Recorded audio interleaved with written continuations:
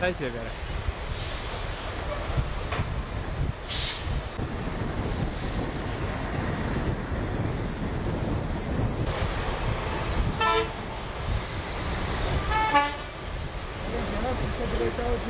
ماوەی زیاتر لە 2 مانگونیوە کۆماری ئیسلامی ئێران خاڵی نێودەوڵەتی پەرۆسخان و زۆربەی خاڵە سنووریەکانی تری داخستووە. ئەمەش پەیوەندی بە ڕیفراندۆمی هەرێمی کوردستانەوە بوو. بەڵام کاتژمێر 2 شەوی ڕابردوو بەرپرسانی کۆماری ئیسلامی ئێران هەرێمیان ئاگادار کردوێتەوە کە ئەمڕۆ دەواازەی نێودەوڵەتی پەرۆسخان دەکرێتەوە. هەر ئەمڕۆ ژمارەیەکی زۆر بار هەڵگر ڕویان لە دەواازە سنووریەکە کردووە بۆ ئەوەی بچنە دیوی کۆماری ئیسلامی ئێران بۆ هاوردەکردنی کەرەستە و شتومەک بەڕووی هەرێمی کوردستانە.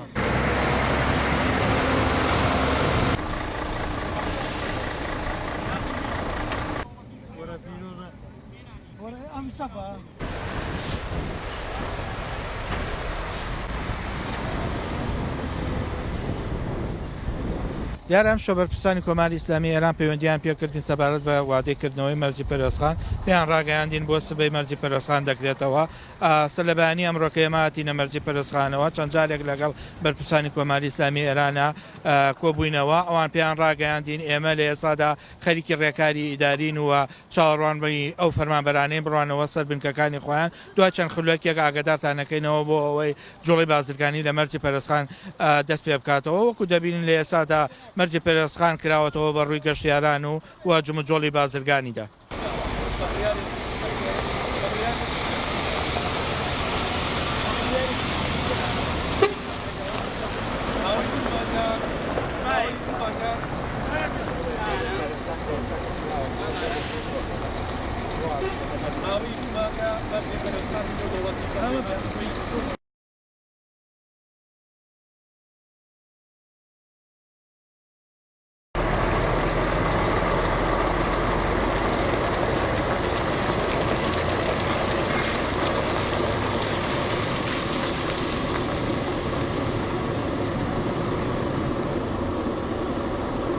کردنەوەی ئەم مەرزە بە گوێرەی ئاماری ئەم دی و ئەو دی و هەر لایەکی 15,000 خێزانی لەسرە.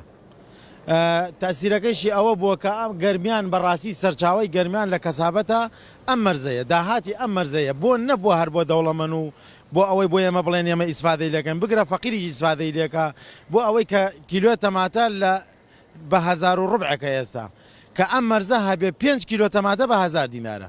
یعنی بۆ هەموو کەسێک ئیسفادەی هەیە.